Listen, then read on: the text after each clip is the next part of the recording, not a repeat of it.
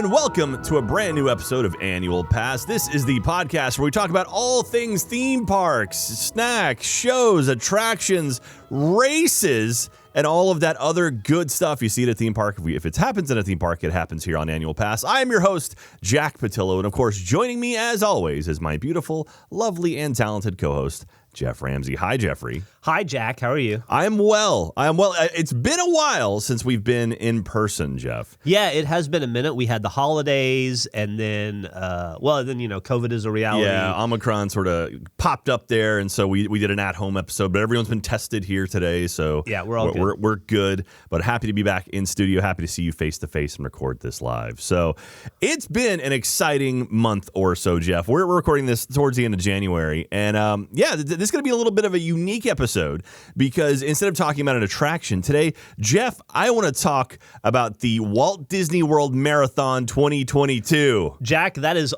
was about to say that is all I want to talk about. But I did just have something pop up into my head that I also want to cover. What's that? Just real quick. We're in the middle of a freezing event in Texas. Yeah, it was 80 degrees yesterday, and it is literally 31 outside. Yeah, right now. which for us is a big deal. Yeah, the rest of the world is like 31. Let's go play soccer. We have PTSD from last year's freezing event. But that got me thinking as I was bundling up today. I recognize most theme parks. At least the big heavy hitters are in California and Florida, right? Yeah. But then there's there's a lot in Ohio and in other parts of the world. What do theme parks shut down for snow? Yeah, they do. A lot too. I imagine is there even because it's all outside? It's a safety thing more than anything. I just wonder, is there a temperature threshold where they're like, it's 40 degrees, it's just too cold for people to enjoy, or does it have to be like snow, sleet, ice? It's funny that you mentioned this because just literally recently, I think a couple days ago, someone sent me a video of Tokyo Disneyland in snow. So literally, wow. It's like Disney. It's like imagine going to Disney in Florida, except there's snow everywhere. Well, and that is. First off, that is beautiful. Yeah, it's absolutely incredible. And that's one of those things that, I guess they have it down to a science where, they know how to work it because they deal with that stuff. But, canceled. There's not, there's a lot of stuff that is, canceled due to, safety concerns. But a lot of stuff is covered. But it's somewhere like, a Six Flags or we're looking at a picture of Frozen and snow going in front of it. That's so cool, though. I bet that Hall of Presidents is never more popular than during a snow flurry. I doubt they have the Hall of Presidents in Japan. I don't know. Maybe they do. But anyway, yeah. So it is a thing that theme parks do deal with. I mean, that's why a lot of people are like, if they're going to build another Disney park, where would they build it? Like maybe Washington or somewhere in Oregon. It's like no, it would be Texas. If they were going to do another one, it would be somewhere where it snows randomly once every 5 years. And so anyway, but yeah, theme parks do deal with it, and a lot of times it is shut down. That's interesting because when I think of theme park, I think of summer. Yeah, always sunny day and summer, maybe rain, but hot rain. Yeah, just bum bags and visors and running around. So anyway, good, nice little side. It's funny that you mentioned that because I literally was watching a video about that the other day. But I'm going to talk about my experience. I just went on a trip to Disney. I just got back about a week and a half ago at this point, where I did the Walt Disney World Marathon. I've been talking about it here on Annual Pass for a while, and I figured, hey, let's just do an episode where we get everything out of the system right now and talk about it. So anyway, thank you very much, everyone, for watching and listening. Don't forget youtube.com/annualpass if you want to watch this live. I've got some visual aids in this episode, so if you're listening to the audio version, I apologize, but I've got some stuff I want to show off. And also, don't forget to grab some merchandise in the store.roosterteeth.com. We have some new shirts coming very, very soon. They are themed around Epcot style stuff. It's really cool. Right. I didn't know what you were talking about for a second, but I did see those. Yeah, we got those. We just had a meeting with our merchandise guys, and they are very excited to make some new stuff as well. But yeah, our new shirts look awesome. If you like the Annual Pass logo, which is, loosely based off of kind of the Epcot 80s look, you're going to dig this because we have some cool new shirts coming out soon. And don't forget, you can grab we have our pin, our snow globe pin still up. We're doing more pins coming up very soon. I'm pushing pins hard, Jeff. I saw that for those heathens that wear Crocs, there's like a pin pack. We have shoe charms, yeah. Is that what they're called? Yeah, because we can't call them Croc charms or whatever because that's copyrighted. No, yeah. There's an achievement hunter, which is kind of like the umbrella of Annual Pass. There's achievement hunter shoe charms, which include a few other podcasts. gifts. But we're in there. So there's an annual pass little one in there. If you get one for your Crocs, send us a photo of it. If you wanted to promote annual pass with your big toe, we've got you covered. Oh, and also we have a Discord now too, Jeff. Did you know that? I didn't know that. Yeah, no. we created a Discord. Thanks for the invite. I'll send you an invite. Thank you. We created a Discord channel now that you can join. We'll have the link in the description as well. So if you want to join that, jump in there, talk to all the lovely, lovely pass holders, including Gale Fox in there, and they're talking about like all the art they do. It's fantastic. So anyway, jump in the Discord. It's a lot of fun. There's a bunch of different groups in there, including one I'm going to talk about specifically here in a little bit. But yeah, so I'm excited about that because I've determined, we were talking about this earlier, that 2022 is the year of annual pass. Yes. I am really, I'm redoubling my efforts on annual pass. It's going to be a good one. And we got some approval to go on some trips already, which is great. And we have some fun stuff planned. I will say there's the Very Normal podcast tour. I think that's what it's called. We are going to be involved in that. We'll have more details pretty soon on that, and we've got some cool plans that we're working on right now for that. Yeah, it's gonna be a good year for annual pass. 2021 was a foundational brick building year for annual pass. 2022, we're gonna knock it out of the park, Jack. The theme park. Knock it out of the theme park, Jeff. So let's talk about my trip to Walt Disney World over this past week and kind of my experiences. Well, really my trip to Florida, because I did a few different things. I figured we kind of do like a recap of my adventures down there. So I landed in Florida. Me and my wife, we landed in Florida. The first thing I did, Jeff, was I went to the Wide World of Sports at Disney World. So they have the ESPN Wide World of Sports. You, of all people, would appreciate this. This is where they did most of the NBA season last season. In the bubble. They had they had the Disney bubble. Little, gyms, Yeah, so they had a lot of NBA players staying at the Grand Floridian, and literally they would go from there to the ESPN Wide World of Sports and then play their games inside of a stadium there and then just go back to the Grand Floridian. So the actual bid pickup was at one of those stadiums. So I got to like walk on the floor where like they had the games and stuff, that's which is kind of cool. And so I picked up my bib, which is the thing that you wear on your chest whenever you're running around. 6520, Jeff. Now that's me. I have a question. What's Does that literally mean you were the 120th person to register? Is there a 0001? There is a bib one. I will say there's a couple different ways you can do the races, because there are 4 races that happen over the course of marathon weekend at Walt Disney World. There's the 5K, the 10K, the half marathon, and the marathon. And if you do them all, you get the Goofy medal, right? Close. Or Pluto, or nope. Who is it? You got it. Come on, Goofy is a medal you can get, but it's not for that one. What is the medal? It's the Dopey challenge. Medal. That's what Dopey challenge. Yeah, so there's the Dopey challenge where it's basically you run all 4 of them. There's also the Goofy challenge, which you run the half marathon and the marathon. Oh, okay. So those are special. And if you get the Dopey one, you also get the Goofy medal too. So if you run Dopey, so every race you run, you get a medal for completing that race. And then also if you complete a challenge, you get a medal for that as well. So if you do Dopey, you get 6 medals. Dang. It's pretty rad. And you see the people holding them all up. It's kind of it's pretty cool. Now, do you have to pay for each, like an entry fee for each one of those, or is there one that just blanket covers everything? Well, you pay for one fee and it covers all of them. Okay. It is more expensive. It's not as expensive as individual, like if you register for all 4 individually, but it is expensive, because you're still, a lot of stuff goes into it. So I just did the marathon though. This is something I've been training for. Just the marathon. Yeah, just the marathon, just this year, and so signed up for that. Got my stuff. I have a shirt that I haven't washed yet, so I was gonna wear it today, but I haven't washed it. So I was like, I should probably wash it. It probably smells at this point. And then I also got some pins. I got a magnet as well that says I did it, even though I hadn't completed it yet. But it's like one of those magnets you put on the back of a car or something. It's on my dishwasher at the house right now. I don't know if I'm gonna rock that in the back of my car. So anyway, and then from there, they had an expo. They actually have like a running expo where they have like people showing off different sort of like supplements and like gels and a little late in the game to be switching up your tactics. Yeah, but they have like headphones and things. They have like sweatbands. Like they one of the big areas had skirts. So they had like running skirts. They like real like puffy ones that are just cute, that are super light. Did you get one? I did not for this one. Now, are there how many people are running the marathons across? It's in the tens of thousands. Okay. I don't have a specific number. Ben, if you want to try to find the specific number for that one, I want to say I placed. So spoiler alert, I did it. I ran the marathon. I placed, I think, 6,000th. Okay. Something like that. And I finished with 45 minutes left. So there were a lot of people behind me too. So I'm guessing running the marathon is probably around 10,000 people. Maybe a little bit less than that. Okay. And this was also a smaller year too, because a lot of people stayed home because of COVID.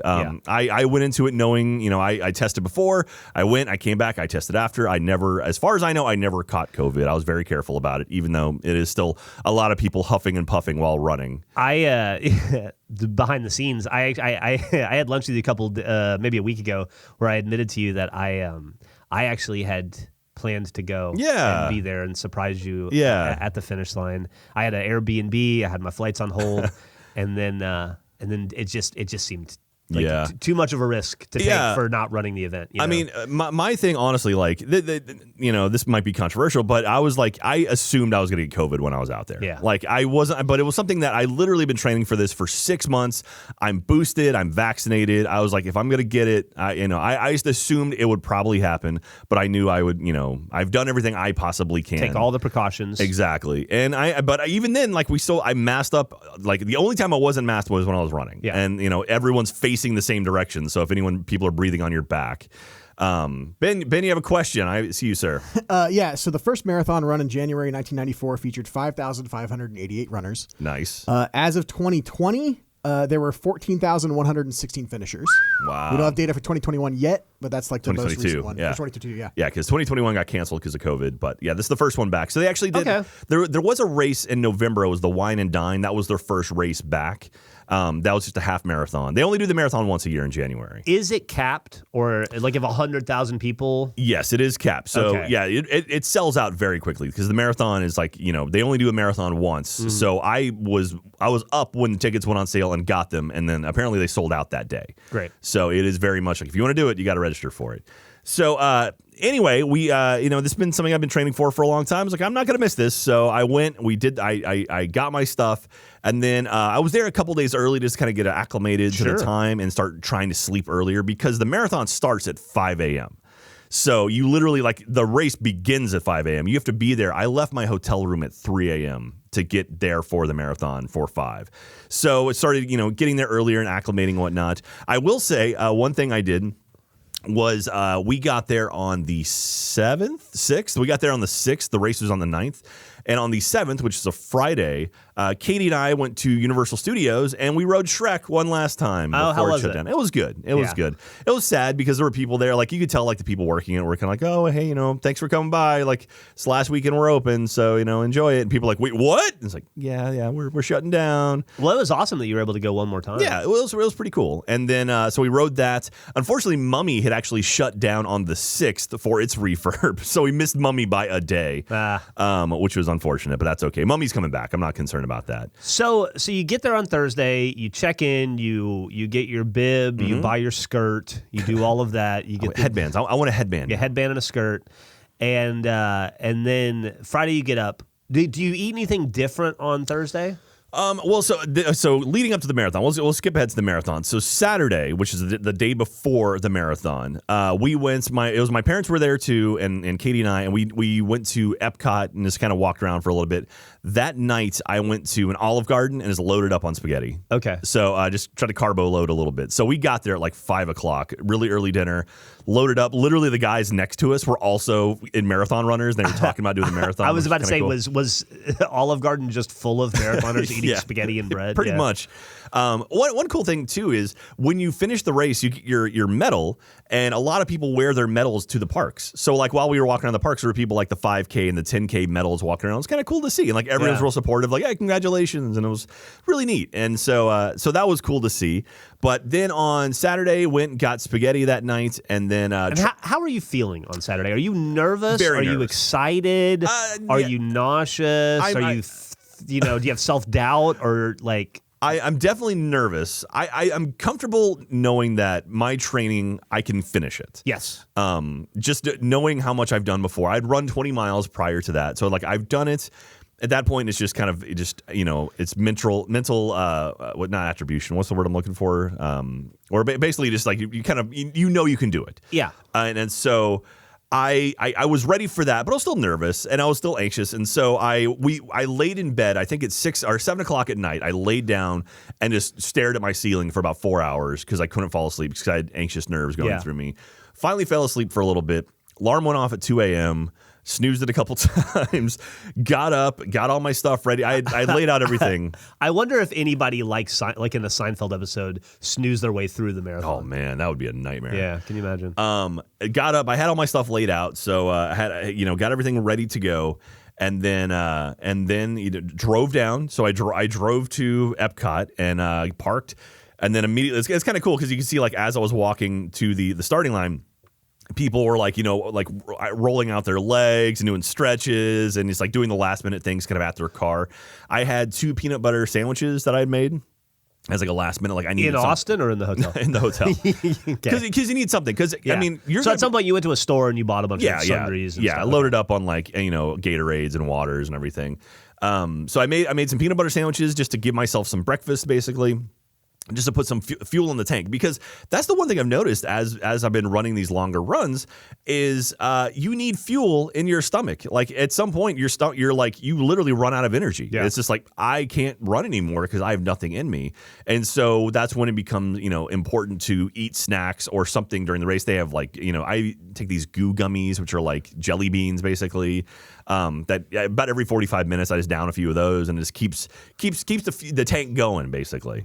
And so but having some peanut butter in you is good. It's protein, it's good for you. And and so when you say goo gummies, all I like to think about is it South Park. What is the weather like when you roll up? So it was actually hot. Okay. That was one. There was literally warnings saying like, "Hey, don't kill yourself. It's going to be a hot one today." Really? This was one of the warmer marathons they had in a long time. When I finished, it was like 81 degrees, which doesn't sound like a lot, but there's not a lot of trees on this course. I mean, you're running on a lot of streets, asphalt and concrete. Yeah, and it got hot. I bet. Some of the early runners. The guys who are the elite, they literally have like an elite corral where they have all the people that are actually like marathon runners. They finished in like under 4 hours, like under 3 hours even. So they start at 5 a.m. They're done by 8, so they're fine. But us kind of first marathoners, we're gonna normal take humans. Yeah, we're gonna take 6 to 7 hours, and so we're getting close to noon, and so it starts warming up. But there were literally like alerts like, don't push yourself too hard, don't try to make this a personal best. Just it's gonna be a hot one. When you get up there and you report for duty at 5 a.m. at Epcot, are your parents and your wife Katie with you, or are they back at the hotel? They're back at the hotel. They're still asleep. They're still sleeping because at the starting line, getting to the starting line is pretty much just for racers only. So let me get back more into it. So I walked up. So at Epcot, you walk through. You park in the normal Epcot parking lots, and then you walk to a starting area where they have like a stage set up, and they have like entertainment, or there's a DJ talking like, "Hey, who's your first time?" Ooh, and everyone's cheering and whatnot. They've got tons of porta potties. They have like coffee trucks. They have pretty much anything you need is kind of there. Loads of people. They have those Mylar blankets you see. Is coffee recommended? No, is it a diuretic? Right? Like probably, but I mean, some people need it to wake up, and I don't. Okay, sure. Thankfully. Yeah. But I mean, they had like breakfast stuff there as well, like bananas and they also had a gear check, so you could have a bag, and literally if you have anything with you just want to hand to them, they'll hold it for you. That's great. Which is kind of cool if you don't have a car or something, or you got Ubered or something, whatever. So that was nice to have that there too. Then eventually they're like, okay, everyone proceed to the starting area. And so everyone, this mass of people started walking kind of backstage around Epcot to a road. They have it's literally a road. I don't know the name of it, but they have these, the starting line is on one of the major roads around Epcot. And in front of the starting line are corrals where they put just everyone. So I was in corral 6, S6 is what it was, which is there's only 6 of them. So I was at the back. So like the first like 3 corrals are like actual runners. Like these are people that are going to, run the whole way. Yeah. And then 4, 5, and 6, they're kind of like, oh, there's, additional people. So I was in the back with a bunch of other people, with more restrooms out there as well. And we couldn't even see the start line. It was so far away. So this is the 6 corrals would comprise like, let's say approximately 10,000 people. Like it's the whole group. Yeah. It's literally everyone who's going to run are in these corrals. So in your corral group, Are you socializing? Are you talking to people? So I ended up making friends. Yeah, so I sat down. Of course, I've got this nervous energy because it's the first time I've ever done this. I'm excited. I don't know anyone there, and so I'm sitting there and I'm like, okay. And then some dude sits down next to me. He just happens to be from like Taylor, Texas. And I was like, oh, that's cool. And he's like, yeah, my wife is somewhere up there. She's a runner. She's wanted me to do it. And I was like, cool, man. And so him and I talked for a bit. And then actually I was tweeting about this because I was, sitting there, nothing to do. And then an annual pass fan actually was like, hey, I'm in the same corral as you. And he tracked me down. And so he came. Passholder. Yeah. So he came over, he said hi, which was cool. And I feel bad because I was so just like, my head was all over the place that I didn't really give him like the proper attention I should have. Yeah. And so you can issue a formal apology to him right now. I saw him later. Okay. And so after the race was over, the next day. And so anyway, we're sitting there, and then at 5, like around 4:45, everyone starts standing up because like people sitting down. So everyone starts standing up, and we see from a distance fireworks go off. Okay. And it's like, oh, because we were so far back when to see what's going on. They have the rollers, which are like people in wheelchairs, and they have like hand I don't know what it's called, but there's basically like kind of like you lay down and you have like a hand cart thing where it's like they basically let them go first. I forget the proper term for it. So they went first. So that was like the first start. So they're off. And then everyone kind of like gets up and we start shifting. And then it's like at 5 a.m., fireworks go off again. And then it's like, okay, everyone's moving again. And then we can finally get close to video screens. We see like, oh, there's people going. And then we're getting close enough to stage. And we realize they start like letting people go about every 5 minutes. So it wasn't like all of Corral 1 went. It was like a big chunk of them went. And then they waited, basically kind of held them because there is a sensor on the back of your bib that once you cross the start line, that starts your time. That just answered my question. Yeah. Okay, so literally they would hold you back, and it's like as soon as you cross that your time begins. So even though like it starts at 5 a.m., I didn't cross the start line until about 5:30. Okay, and you were near the back, so were you like there were probably people behind you though that didn't start for a little bit later? Yeah, I think there were at least 2 more starts after me because I remember fireworks going off behind me. So they do that just to space it out a little bit, so you're not just like, I mean, it's packed, you're shoulder to shoulder, but at the same time, it's not so packed that you can't move. And did you have other photos throughout the day, or just no, I took a bunch. Oh, that's really cool. So actually, I shot some video too. I'll see maybe we can put it onto the YouTube channel or something. But yeah, it was so like that's a lot of people. It was a whole lot of people there. And so, race begins. So I'm like, oh my God, I'm going. Here we go. And so like I've got my headphones in, I've got music playing. What are you listening to? I've got a playlist that is a 165 to 170 BPM playlist. It turns out it's about a 4-hour long playlist because I finished it. So, is that the first time you've ever finished it? It's the first time I ever actively recognized I finished it. Okay. I'm sure I did when I did my 20 miler, but I was just so out of breath that I didn't realize it. And so I'm off, and it's 165 BPM because that's basically my cadence. Mm-hmm. And so it's one of those things where if you can kind of turn your brain off and let your feet just like recognize the beat, it's like, oh, okay, I'm just kind of going and not thinking about it. Anything you can do to kind of get yourself out of your own head is the way to go. Yeah. And so we start, and I'm like, all right, here we go. And typically for me when I run, the first couple K, I do it by kilometers just because it's easier to, like, I know a marathon is 42 kilometers, and so I just do it that way because it's a little bit more granular than miles. And so I know I basically have to have like I have to run a 10-minute kilometer to stay ahead of the balloon ladies, which that's before we get into it. The balloon ladies, there are 3 women at the back, literally the end of the race. They are the last ones to cross the start line. They're the last ones to finish. They run at a consistent pace of 16-minute miles, which is 7 hours. And so if you fall behind them for too long, they literally have a bus that follows them, and they will just scoop you up and put you on the bus until they fill the bus and they drive the bus away to the finish line, and then another bus replaces them. So if you fall behind the balloon lady, it's like the long walk. If you fall behind the balloon ladies maybe not for that too intense. Long, yes, they literally they extract you from the exactly from the course. I mean, yeah, you don't have a choice. They're like, swept. get on the bus. Yeah, you get swept. I mean, and so I mean, it's intimidating. Even though like how close to the balloon ladies did you get? I saw them once, actually, because at one point, when we went to Animal Kingdom, we did a big loop through Animal Kingdom, like about a 3-mile loop through Animal Kingdom, and on the way out, they were coming they were going in. Okay. So I was never concerned that I wasn't going to finish though, but it was still like, to know like there is a finish point that moves and there's a line that literally is moving. What is it like as you're running through and seeing all of these rides and attractions that you have spent your entire life loving? seeing it from the road. Is it? I guess surreal would be how I would expect you to describe it. Yeah. It's definitely It brought me back to when I used to work at Disney World. You know, I did the college program back in the early 2000s, and so the first area that I went back behind the scenes, like backstage, was Epcot. And I was like, oh, I know all this. Like, I remember I recognized signs and like show, and they had like the keys to the kingdom. I was like, oh, I remember all this stuff. And so being back there was a lot of fun. I mean, like. It wasn't as mind blowing as I'm sure like if you've never seen that stuff before it might be, but it was. I mean, it's for you it was nostalgia. Yeah, exactly. Yeah. It was kind of nice to see that, but the actual course, like, so as we start running, so one neat thing they do during the race is they have throughout the course, they have character stops where you can go take a photo of someone.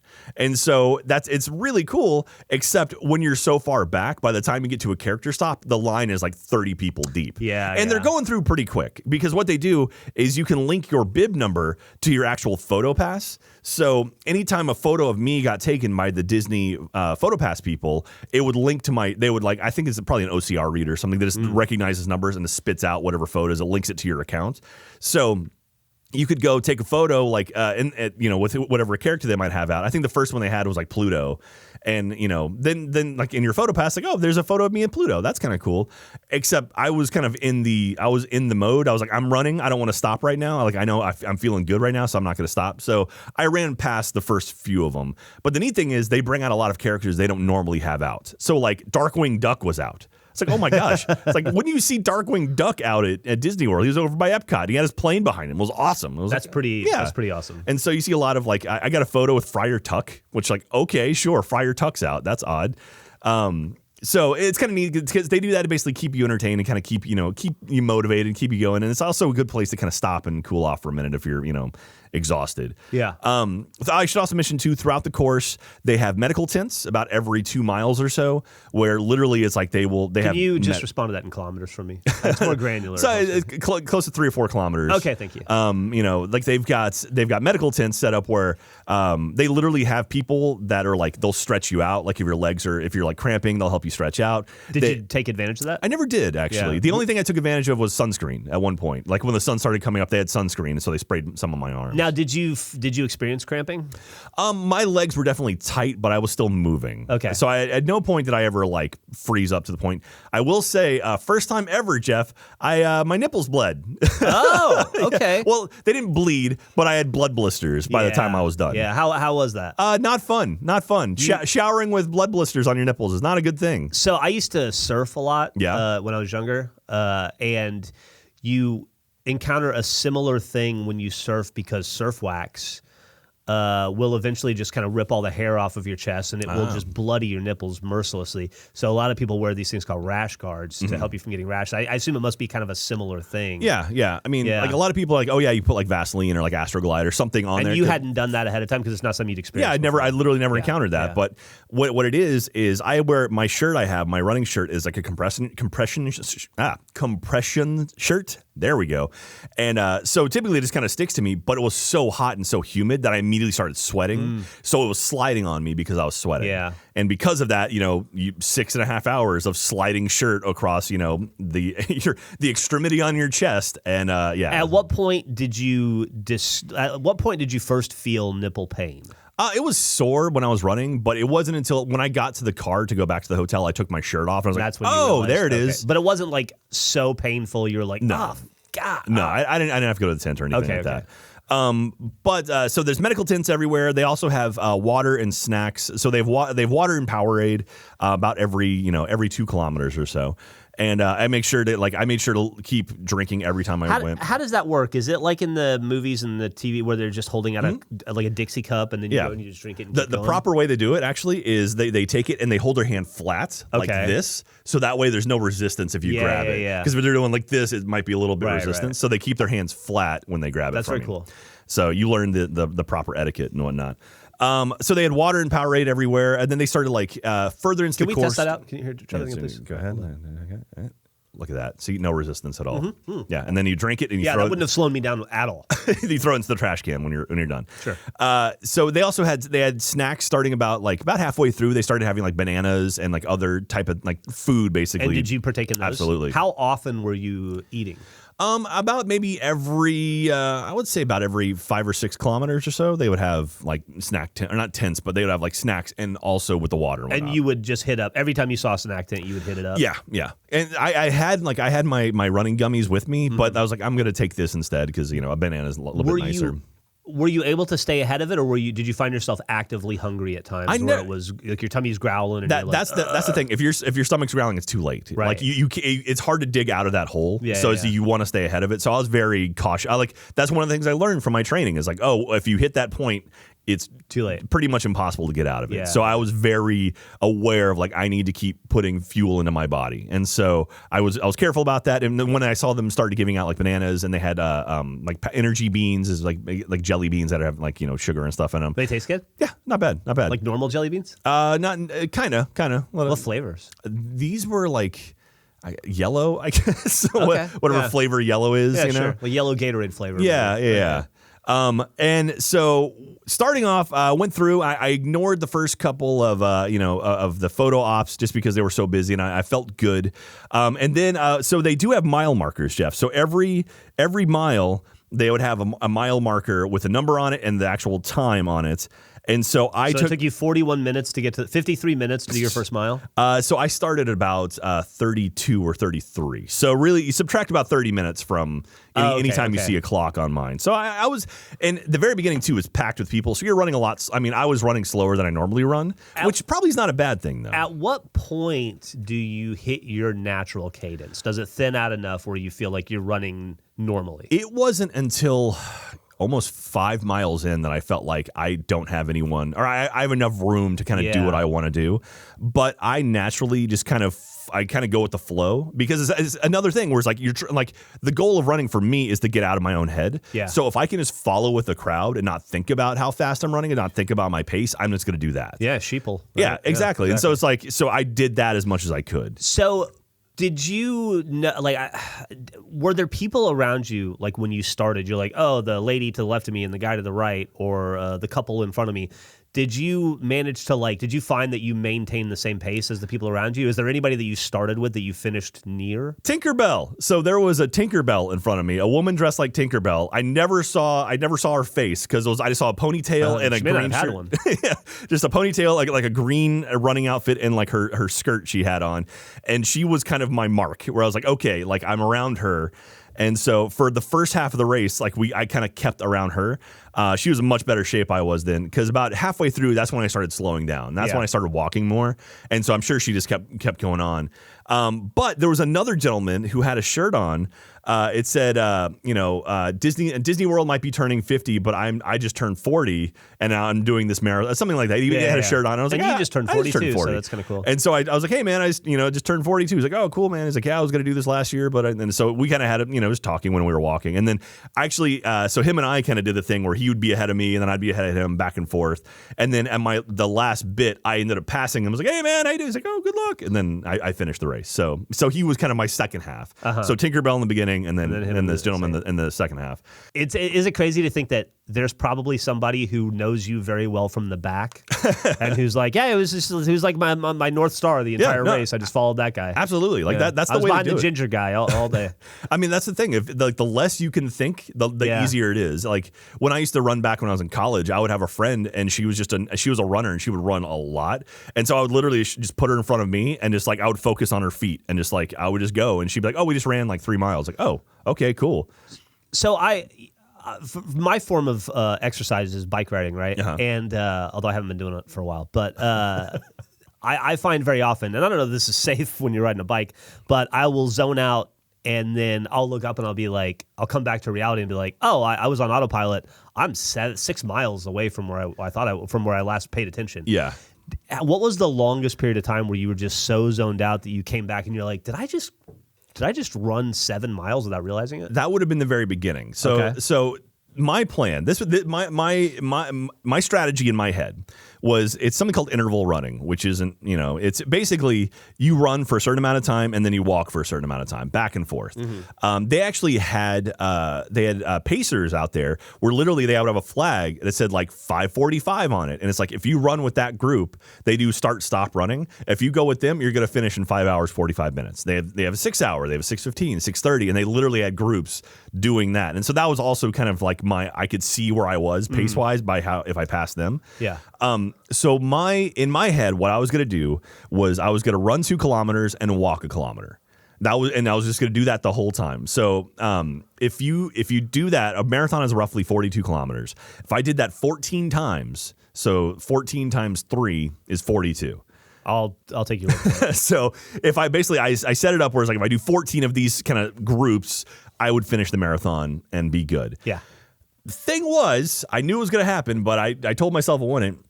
As soon as I started, you have so much energy and you're so excited and you're so jazzed to be there that I just didn't stop. Yeah. And so I ended up running almost the first 5 miles, like just nonstop. I pretty much ran from the start at Epcot. So I'll kind of walk you through it. Like we start at Epcot, and I've got a map here. I'll show you, Jeff. So we start here at this little white thing, and then you initially start on the road. And you go about 2 miles on this road. You loop around, go another loop, and then you actually run into Epcot. So the first 5 miles is all kind of within Epcot before you kind of get out and go onto the road. Typically in the past, it would kind of start there and then head out to Magic Kingdom and go from there. So we spent a lot of time in Epcot. Got to go run behind the scenes of like Living with the Land, and saw some neat stuff back there. They had the big Harmonious barges all shooting off water, and they had the Run Disney logos on it, which are really, really cool looking. They had a bunch of characters were out as well inside of Epcot. So like being at Epcot at 5 a.m. was pretty cool. I imagine. They had the big torches from around the Lagoon of Nations. They had them all lit up and stuff. It was really neat being through there. So ran through there. Ended up running over by the Circle of Nations, and ran past Mexico and out through Mexico, and then ran out the side and then kind of headed back to the start line. So we actually kind of did a big circle and started, ran back to where we started, and that was about 5 miles or so. Okay. So and then from there we headed out to Magic Kingdom. So we started going northwards towards Magic Kingdom, and it was somewhere along that route, around 6 miles or so, that a gentleman, I think his name was Tyler. I was just running, and he's like, "Hey, Jack," and I was like, "Hey, man." He goes, "Oh, I'm Tyler. I'm a big fan of Annual Pass." I'm like, "Oh, cool." And I took my headphones off, and we started talking about like, "Yeah, like I was planning on, walking a little bit, but I'm feeling really solid right now." And he's like, "Yeah, like you have a lot of energy." I'm like, "Cool." I'm like, "Oh, man, I'm talking right now while we're running. I've literally never done this before in my life." Yeah. And I was like, "Oh, I guess I'm in decent enough shape to actually be able to talk to someone while I'm still moving." I was like, I never tried it, and I didn't realize I could do it. So I was like, "That's kind of cool." You can walk and talk at the same time. And so we actually took a photo. I tweeted it during one of my breaks, where like obviously, oh yeah, here we go. Here's a photo of like the barges all lit up. Oh, that's very cool. I'll try to post this along with everything. There's Darkwing Duck. But yeah, so Tyler, yeah, here we go. So I took a photo of us running. And we're just super blurry because I'm like, let's take a photo. And so you're running and talking and taking photos. Yeah. And so I was like, "Oh, that's perfect though. That's such a good representation." So that was after mile 5. And so I'm like, wow, I'm feeling solid right now. And so he was nice, and he headed off. He's in much better shape than I was. And then headed towards the Magic Kingdom, which was exciting because it's the Magic Kingdom. And in the parking lot, I'm like, you know what? I need to take a break. I need to walk, because I'm like I can keep going, but I need to start slowing down now. Otherwise, I'm going to kill myself. I'm going to gas myself out. So I started walking in the parking lot of like heading towards Magic Kingdom. And then I start, we went past the Ticket and Transportation Center, like where the monorail is, and they had a drum line. They had a whole band out there, like playing music and stuff. It was pretty awesome. And then went past the Contemporary, and then it was beautiful because in my headphones I just have music going. Sabotage by Beastie Boys kicks on as I'm running into Magic Kingdom, which was like, that's awesome. So all this energy. Run inside of Magic Kingdom, and my parents and my wife are there on Main Street USA, like cheering me along, and yay, which was really cool. Like literally running down Main Street USA, and like just tons of people with signs and yelling and everything. It was just like such a cool experience. So, I traded my normal glasses for my sunglasses because the sun had come up at that point, or was starting to come up at that point. I should mention too, I had my annual pass hat on because I knew it was going to get hot. So I needed something to cover my eyes and cover my face. Because I put sunscreen everywhere except on my face. Because if I was going to sweat, I didn't want sunscreen in my eyes. It's the worst. So I literally my neck, my shoulder, everywhere else except my face. So I'm like, I got to cover my face. And so that was beautiful, and like seeing them was great. And then running down Main Street USA with the castle in front of you was so cool. And then we run through Tomorrowland, looped around, and then we ran through the castle, actually like ran from the back to the front of the castle, and they had photographers everywhere. I ran and took a photo in front of the castle. They had like photographers set up where you could run off and like take a photo in front of the castle. And then ran. So really, if you deviated from the course like that, you really ran a little bit more than a marathon. Yeah. I ended up running like 43K when it was all said and done. Also, the funny thing is too, so they had porta potties like every water stop, every medical tent. But when people would go to the parks, they would use the normal restrooms at the parks. So you'd see people like running off to go use the restroom over behind the castle and stuff. I was gonna cover that at some point. What's the bathroom situation like? Like, how often do you go? Do you just go as you run, right? You just pee on yourself? So no stopping for anything. I had anxious pees when I first got there. So like I peed like 3 times before, like literally walking up to the start line, there was a bank of porta potties and like people like moved the gate to use it. It was like 100 feet from the start line. So I was like, so I ran and I used that. And then that was the last time I used the restroom until I finished. So you didn't pee the entire time? You didn't go to the bathroom? No, I sweat it all out. So that's awesome. Which was nice because I didn't have to worry about it. I didn't have to stop ever. But yeah, people were using the restrooms and everything. But ran through. I saw like at Liberty Square, there was a Goofy dressed up like in a constant like the sort of American Revolution outfit or whatever, which was kind of cool. Then you run backstage through Magic. Oh yeah, I should mention there were some pass holders as I was running through Frontierland. They had the Country Bear Jamboree Bears. They're up on top of it, like waving at people, and the people working with them, they're friends. They were like, "Oh, Jack," and I was like, "Hey, what's up?" And so I got to like wave at them and everything. So that was cool. A little boost of energy. Every single person who was like that, like saw me and like waved and stuff like that, gave me extra energy. So thank you, every single person out there. So.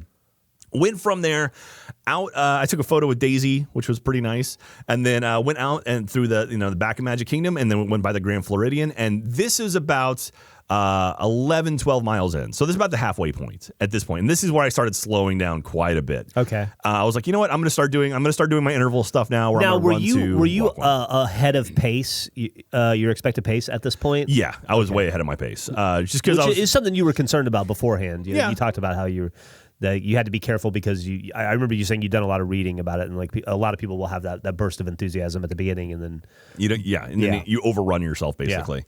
So I was a little nervous about that, but started taking it easy, and so it was like doing a lot more walking, and so from there we had a long walk to go from Magic Kingdom all the way down to Animal Kingdom. So it's just kind of a long road where there's just not a lot of stuff on it. Like we walked by golf courses and stuff, and then we actually went by the wastewater facility.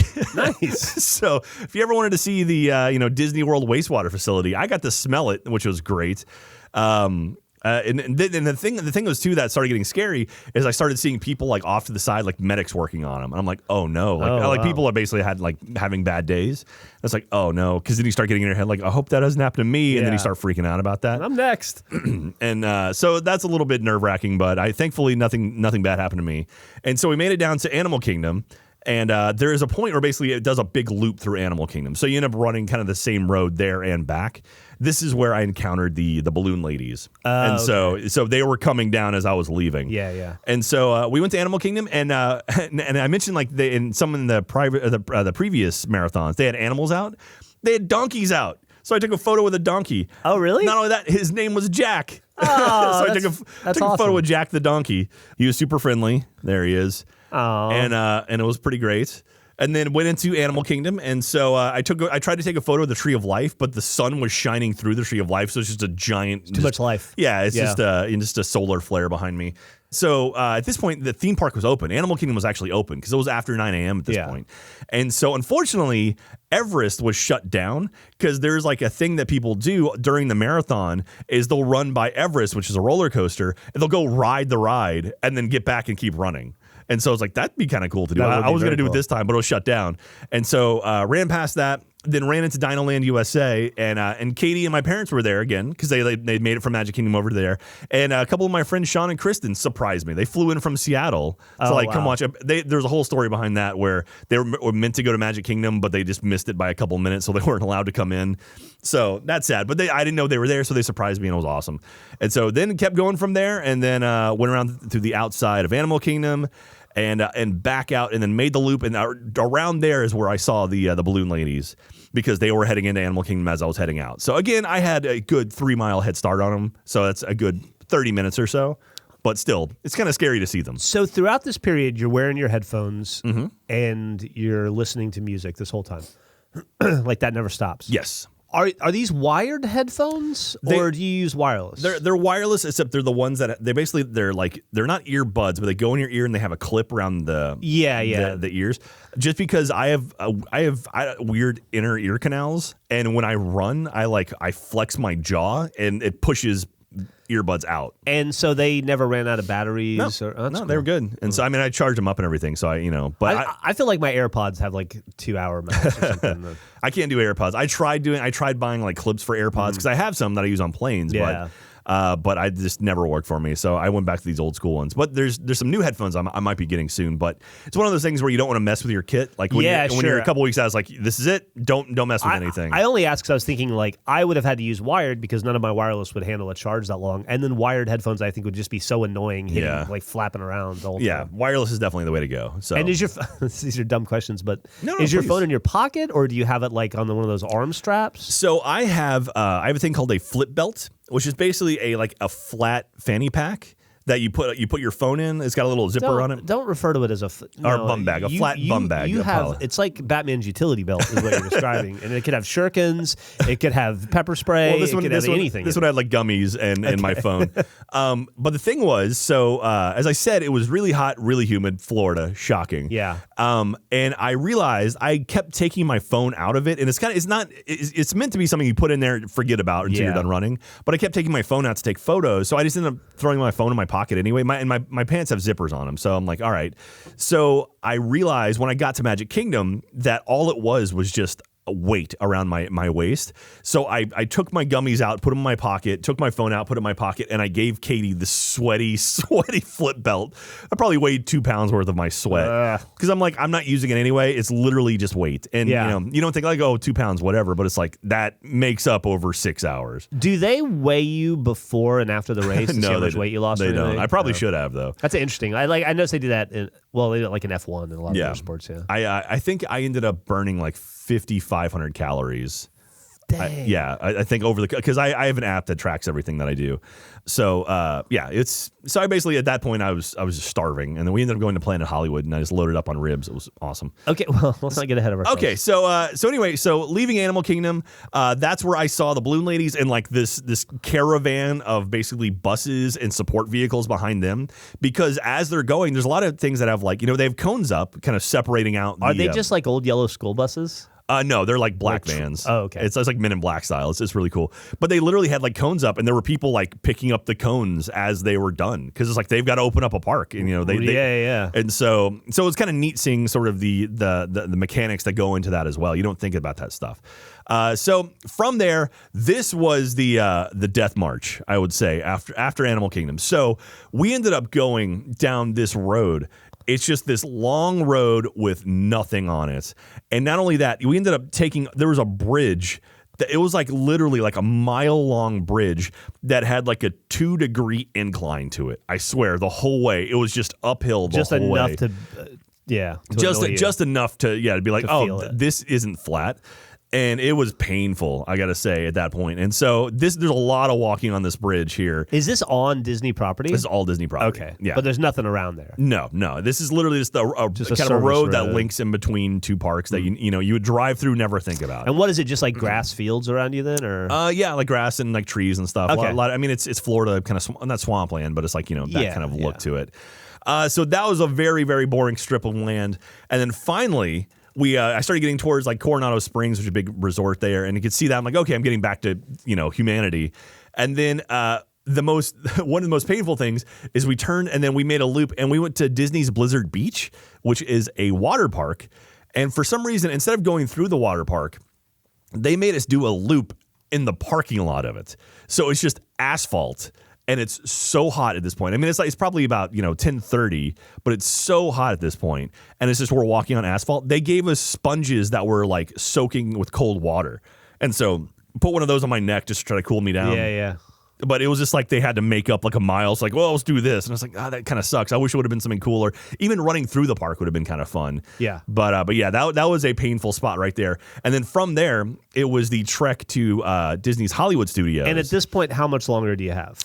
From the sponge parking lot to the end, like, are you like 17 miles in? Let's see. This is 25, 20. I'm working my way backwards. 23, 20. So that was about 21 miles. So you've got this. At this point, I'm like, I'm going to finish. Like, I can math it out in my head. I'm like, unless I start taking 30 minutes to go a mile, I'm going to finish this thing. Yeah.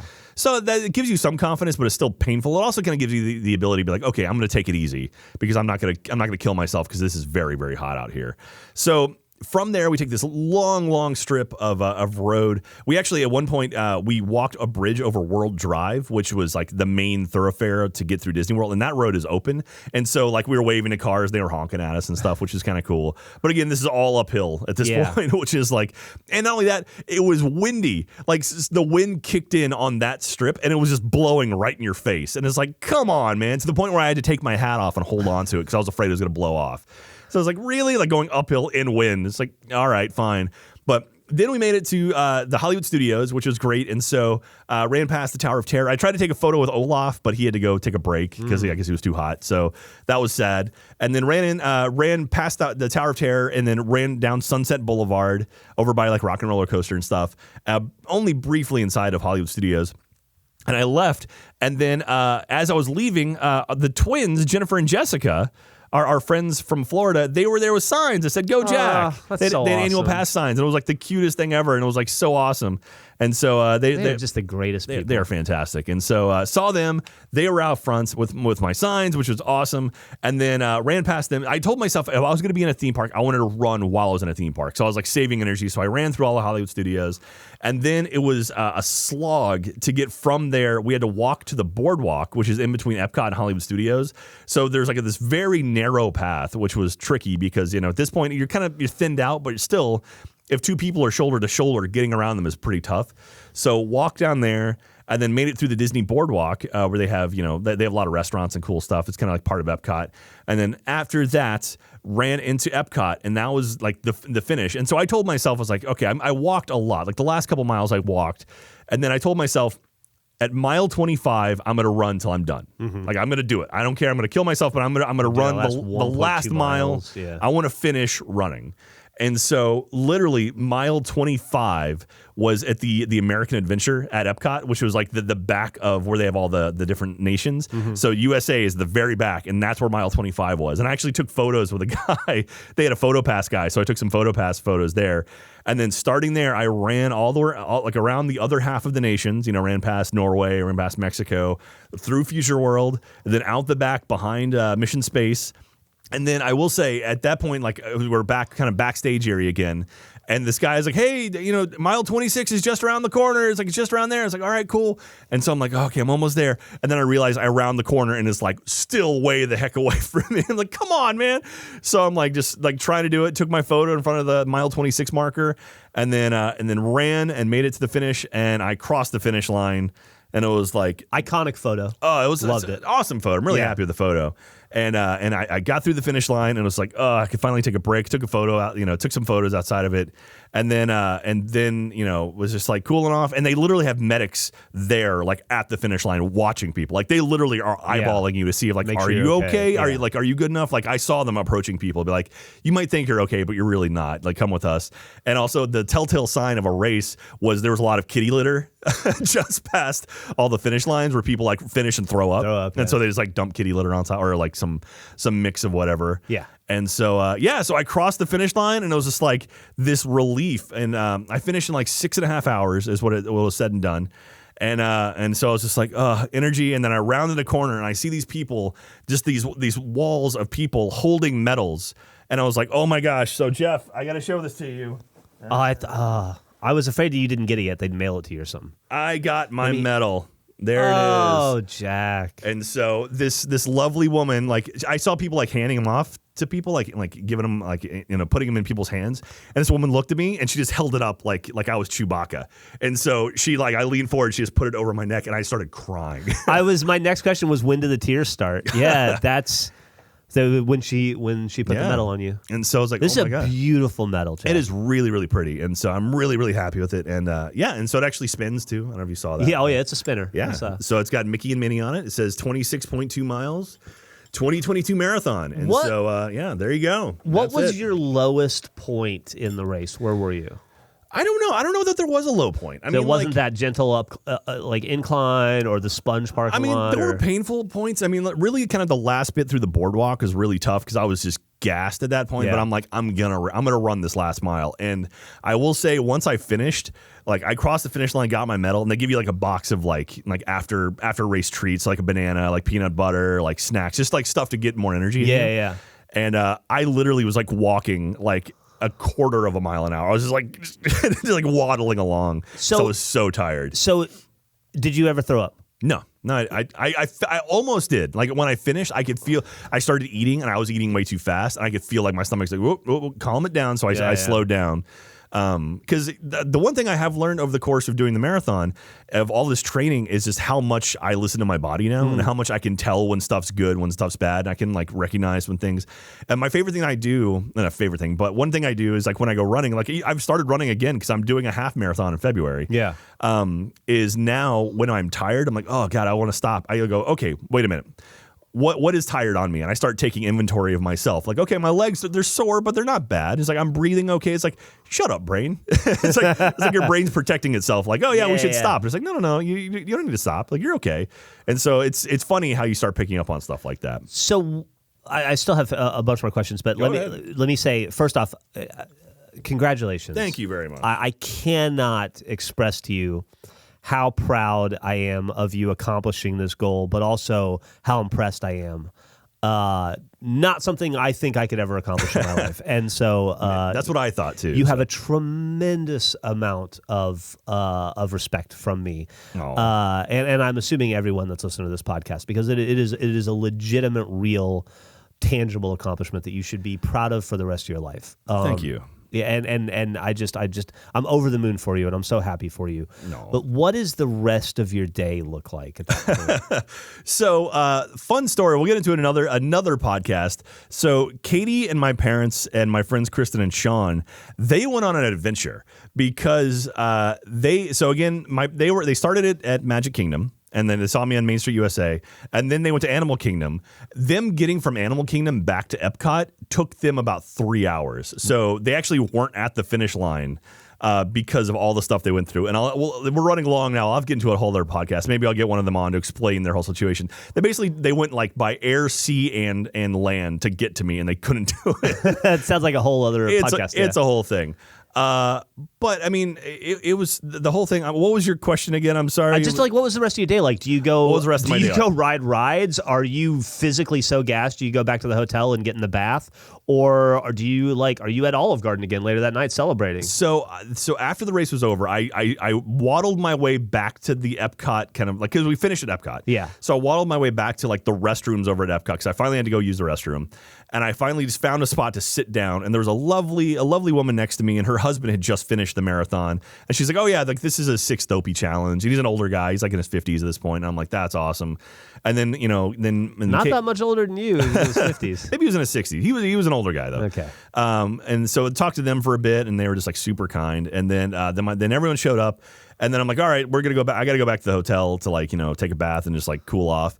And you drive yourself back? No, Katie drove. So okay. I drove there, and then she came with my parents, and then she drove you back. Yeah, I was not about to drive. But before that, I went into Epcot and took some photos in front of the ball with my medal, which was kind of cool. Yeah. And then left, and then went to the hotel, and I got a hotel room with a tub in it, so I could just fill it with cold water and just sit in it. Got to the hotel. I showered first. just to get sweat off of me. And then the tub wouldn't plug, so I couldn't get. so I literally was pushing on it and it just wouldn't fill with water. And I was like, oh, come on. And so I just turned on the cold water and just like try to like let my muscles cool off a bit. And then it's pretty much like toweled off and then toweling off with blood blister nipples. Oh man, that hurt. Rough. That hurt. So, but then I just laid on the bed, and then I have a massage gun, and so Katie worked my leg for a bit. Theragun things. Yeah, and so that helped, but it still was painful. So do you have dinner that night? Or? Yeah, so I gave myself a couple hours to cool off, but the thing is, you can't stop moving because if you stop moving, your legs will just seize. Yeah. So I'm like, okay, so I gave myself an hour to cool down, and then we ended up going to Disney Springs. We had dinner reservations at Planet Hollywood just because like we had a bunch of us, and it was like the only place I could find that could fit us all. And then we went from Planet Hollywood to to Epcot actually. And watch fireworks. So we watched the fireworks at Epcot. So that was kind of a cool way to finish the night. How do you feel the next day?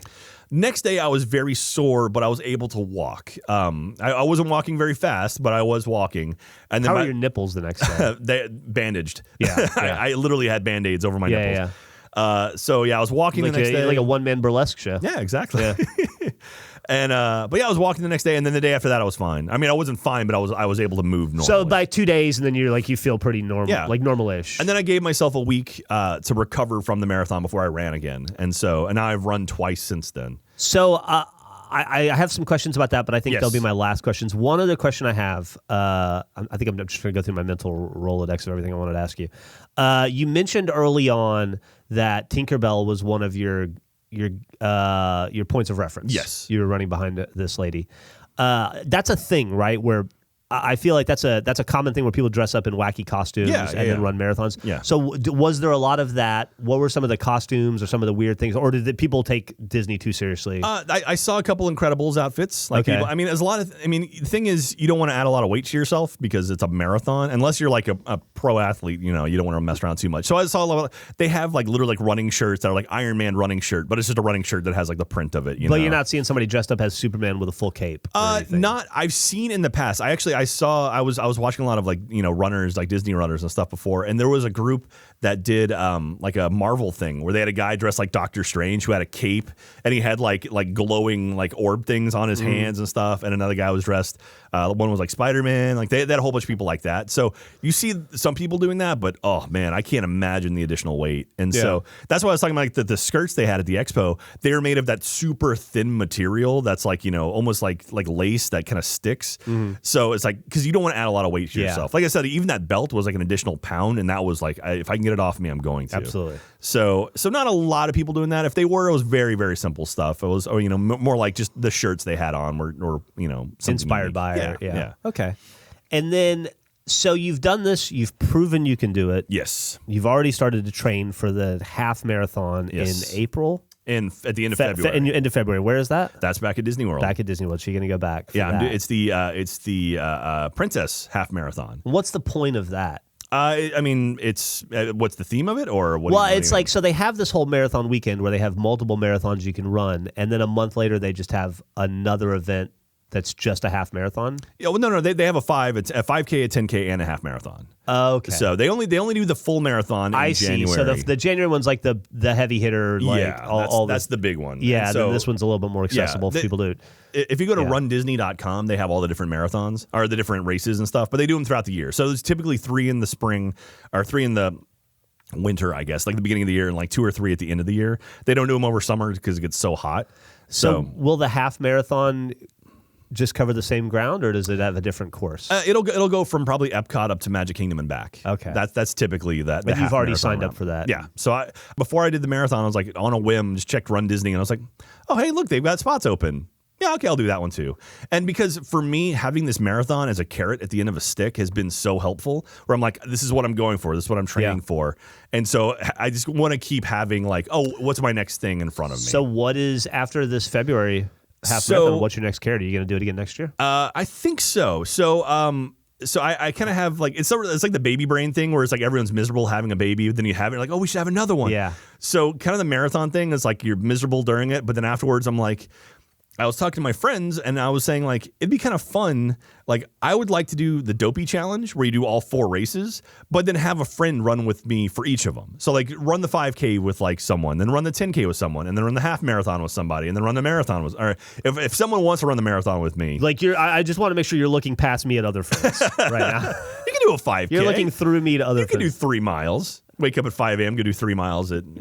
I could... But not only that, but so I signed up for the one in February, and then I realized there was another one in March, April, where it's the surprise weekend where they're doing like kind of unique ones. They're doing 3 more. It's a 5K, a 10K, and then a 10-miler, which they're doing different stuff like that. But it follows the weekend that we're doing. We have a group called Achievement Hunter. We're doing live shows on the West Coast. Oh yeah, we have a tour. It's the same weekend, but they do virtual versions where you can sign up virtually and still get the medals. You just have to submit time. So I'm like, okay. So I sign up for all 3 of them. Oh. Because it's a 5K, a 10K, and 10 miles, which 10 miles is like, that's my training run. So I'm like, it's long, but I could do it. And what I'm going to do is we have 3 shows on the West Coast. We have Seattle, San Francisco, and Los Angeles. So you can do one in each city? I'm going to do one in each city. So I'm going to run a 5K in Seattle, run a 10K in San Francisco, and then run a 10 mile in LA. Can you run the 10 mile at Disneyland? Probably not. We've got friends out there that are looking to find a spot to run 10 miles. Okay. What I want to do, if I can, in San Francisco, is run the Golden Gate Bridge. Oh yeah, that'd be kind really of fun. Cool. And I would certainly drive behind you while you did that. just honking and waving. Yeah. But not only that, I've been talking with our merch guys yesterday, and they were like, "Hey, what if we did like a running club, like an annual pass running club type thing?" And I was like, you know what?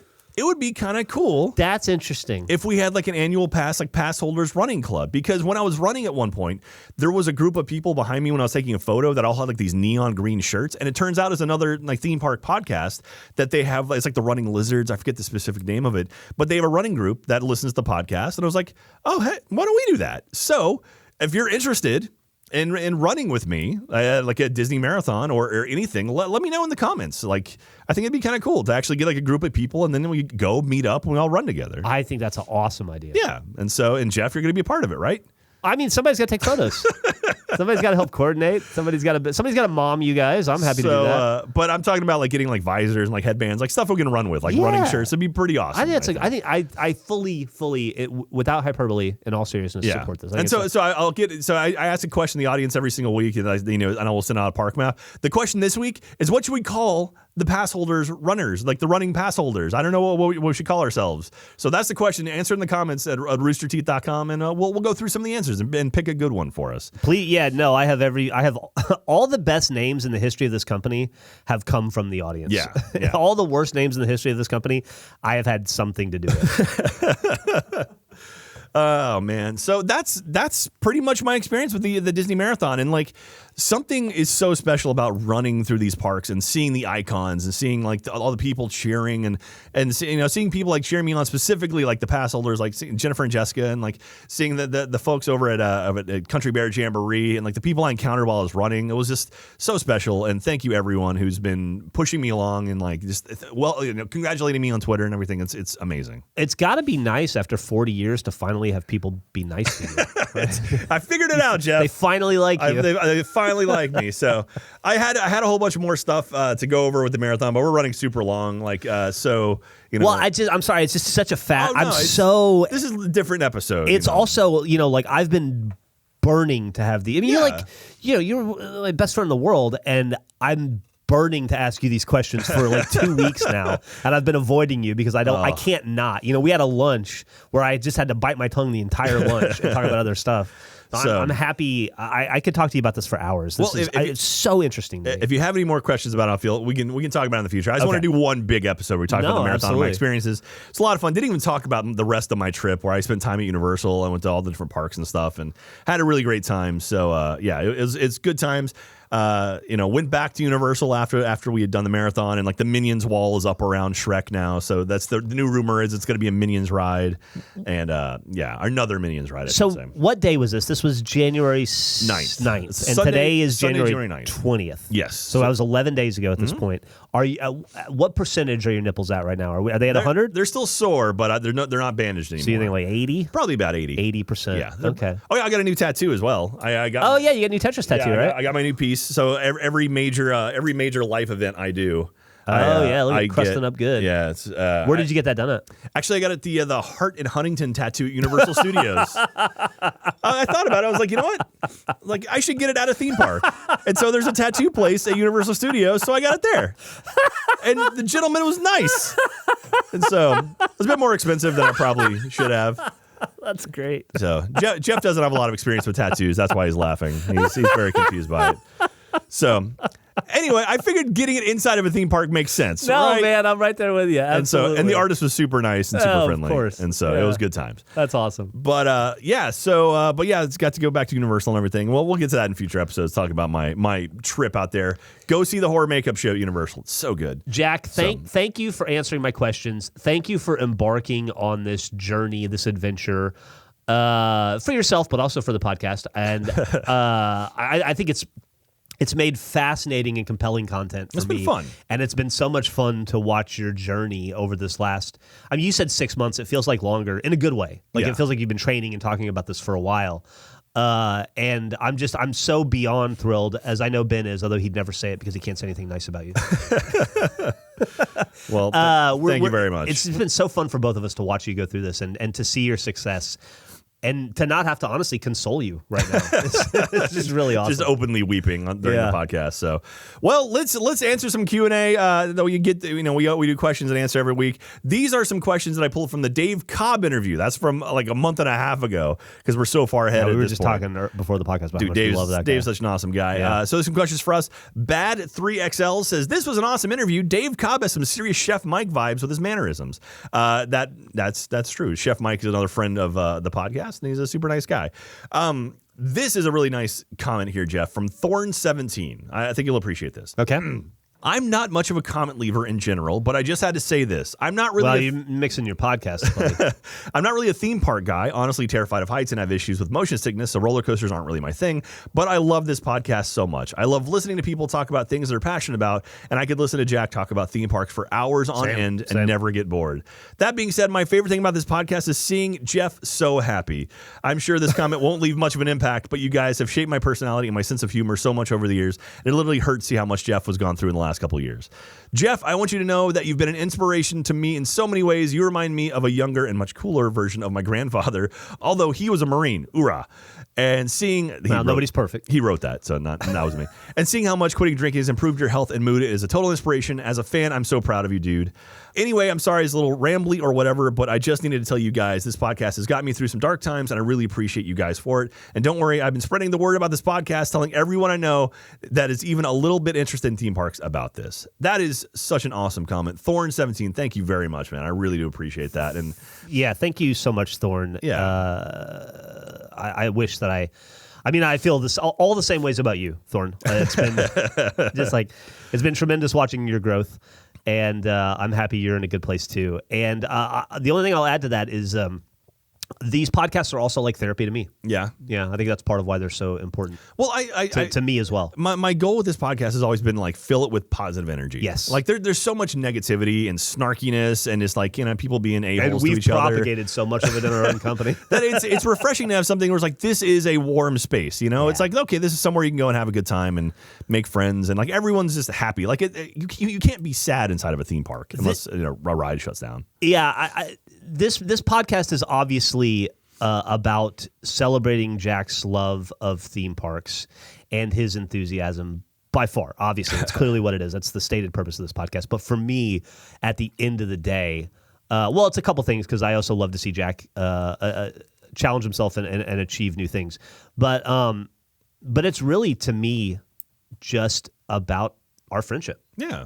At the end of the day, like if you distill it down, it's just about how much I love spending time with you and getting to be a part of things that are important in your world. Yeah.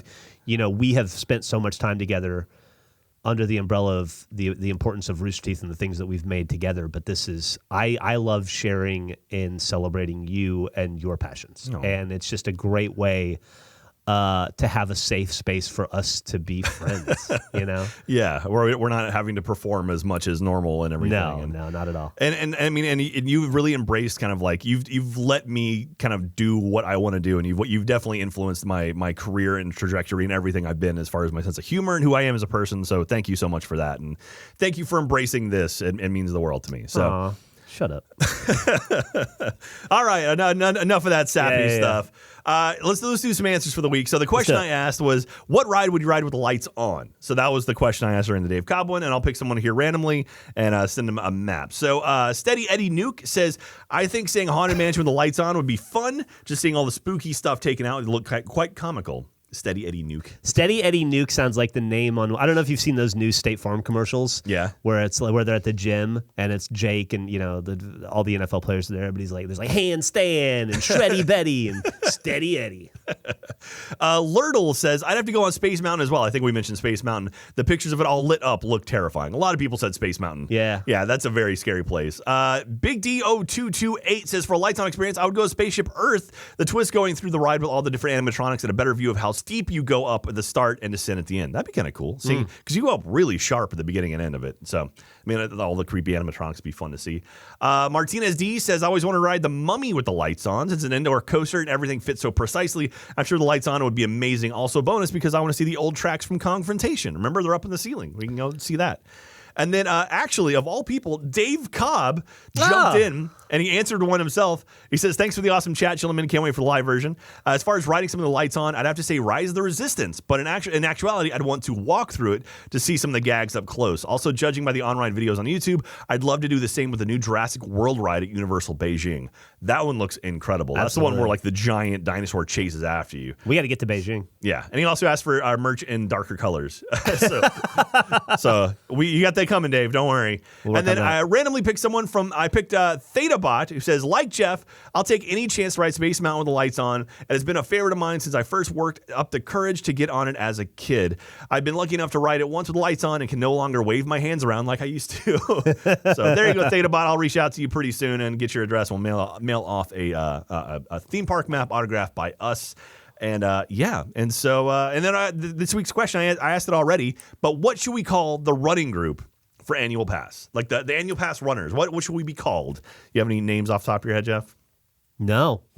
I've been thinking since you posed the question, and that's why I brought up that the audience has come up with all the best names throughout the history of the company, because I've drawn a big blank right now. Well, that's why we're asking the audience. Like they'll come up with some really clever ideas, I'm sure. I also got a package in the mail today. Dear Jack, I'm loving Annual Pass and hearing that you collect park maps, decided to get something from Disneyland and California Adventure for you. These are the maps they had for Halloween and Christmas. It seems that California Adventure doesn't do anything special. So the one with Manny? The one with Manny is from Halloween, and the one with the dancer is from Christmas. Can't wait to see more great content from Duncan. So thank you, Duncan. Duncan sent over some park maps as well. So thank you very much for that. There we go. Oh, okay. That must be from Coco, I'm guessing. Oh, yeah. So there you go. Very cool. Thank you very much for that. If you want to send us anything, Annual Pass, care of Rooster Teeth Productions, 1901 East 51st Street, Austin, Texas, 78723. And make sure you put Annual Pass in there. So. I want a mini witch shake, and I want a specialty sundae, Clarabelle's hand-scooped ice cream. Dude, Nom Nom cookies. Someone sent me a photo of a Nom Nom cookie. Oh my gosh, that specialty sundae looks amazing. I know, dude. That Paradise Garden Grill, looks so cool. God, we got to get back to Disneyland. Yeah. DCA. Get that Nom Nom cookie. And one thing, too, Jeff, very nicely on my birthday, presented me with a Time Life from the day Disney World opened. And so we'll go through this at some point. I just wanted to point out that Jeff is a lovely person and sent this to me. And also, it was sent to someone who lived in Orlando as well. Yeah, that was the unenintentional, but that kind of neat. Yeah, nice little Easter egg. It's really cool. So it's a Time Life. If you're watching on youtube.com/annual pass, you can see that. But we'll have more about that in the future because I want to dig through that. And and Jeff, I got a present for you. Okay. This is for your other podcast, but I figure I saw something that I was like, I think you might dig this. Jeff. Oh, Cat in the Hat cards. I got you a pack of Cat in the Hat, the movie playing cards or collectible cards. Oh, that's awesome, dude. So I thought you might dig that when I was out at Universal. This was at Universal? Yeah. They had some weird cards there, and I was like, okay, I'll grab a pack. Thank you. Thank you, minor league fan Jack. I really appreciate that. I think you can do it. You can open it up on your next podcast. Yeah, I'm doing it. We're doing it next Friday, I think. There you go. I'll open it up then. Sweet. So that's going to do it for this extra long episode of Annual Pass. Sorry about that, but hey, I had a lot to talk about. Marathon, it took me 6.5 hours. We condensed it down to about an hour and 20 or so. So that's good. So that was my other question. One last bit. Last it took bit. you. What was the final time? I think it was like 6:28 or. And what was your target time? My goal was to get under 6 hours, so I overshot it a little bit. But hey, 28 minutes. I finished. That's awesome, dude. Yeah. You were off by that means. That means you've got 28 minutes of room for improvement by next January. I will say I came back and yesterday ran my fastest 5K I've ever run. So really? It's like, yeah. So it's like, that's a good sign. You're unencumbered and untethered now. So you know what you're capable of. I ended up running like almost the first 10 miles of the marathon. So my goal when I go back for the half marathon in February, I'm going to see if I can run the whole thing. I'm going to see if I can just do the whole thing nonstop, which, other than like get water. Like how many K would you say you walked in this one? Ooh, probably about 15, maybe not 15, maybe about 15 or 15 out of 42? 42, yeah. That's not bad. Yeah. That's not bad. So if I can do the full half marathon, I'll let you know. I'll let you know in a month if I can pull that off. But I felt good. I felt like the first like 8 or 9 miles, I felt solid. And I think having the energy from other people, I think I might be able to last the last 4 miles. This is going to be, we're talking about you doing this next January. We're still 11 months and some change. This is going to be so old hat to you. You'll do it backwards by then. It'll be fun, man. Yeah. And if I can have a group of people to run with me too, like that's even better. Like that, because that makes it so much more fun when you actually have people to run along with. I would assume. Yes. Yeah. Well, you'll be there too. You'll be running the half marathon with me. I won't make you do the full. You just run the half. Just 13.1. You can do it. I definitely experienced those moments in the Army. I don't know that I'm in a hurry to get back to them, but yeah, we'll see. Well, maybe you've got time to convince me. There we go. We got 11 months. So, well, thank you again, everyone, for listening right now, and everyone watching on YouTube.com/annualpass. Again, more visuals this episode than usual. I apologize if you're just listening, but hey, you can go check it out. We'll try to post stuff on our Instagram and on Twitter as well. We're annual_pass over there. Don't forget we have a Discord now. If you want to jump in, I've jumped in the chat. I'm going to invite Jeff at some point. Yay. You can say hi to everyone over there. And don't forget we have new shirts coming as well. They're coming very soon, I know, because they've shipped to my house. So typically they send them to us and then they release them to the store like a week or two later. I haven't gotten them yet. No? Okay. Well, I got the order notification yesterday. Oh, okay, cool. So hopefully they're coming very soon. So and there's a dark one in there too. Again, themed around Epcot. The Dave Cobb edition. The Dave Cobb edition. Dave will send you one. Don't buy it. So that's it. Thank you very much, everyone. Thank you, everyone who supported me along my journey towards this marathon. It's been a lot of fun, and I did it. I did it. Is what it comes down to. I ran a full freaking marathon. Congratulations, Jack Pattillo. Thank you very much, Jeff. Love you, man. Love you Audience, too. Love you guys. You learn anything today, Jeff? Yeah, I learned. I learned. I can see you working up a joke. Come on. No, I'm not. I'm stuck between joke and sincerity. Okay. I learned something I already knew, which is that you're capable of whatever you set your mind to. Well, thank you very much for that. I appreciate that. It means a lot. So, thank you again, everyone, for listening and watching. We love you guys. Take care of yourselves. We'll see you very soon. Have a lovely day. Bye. Bye.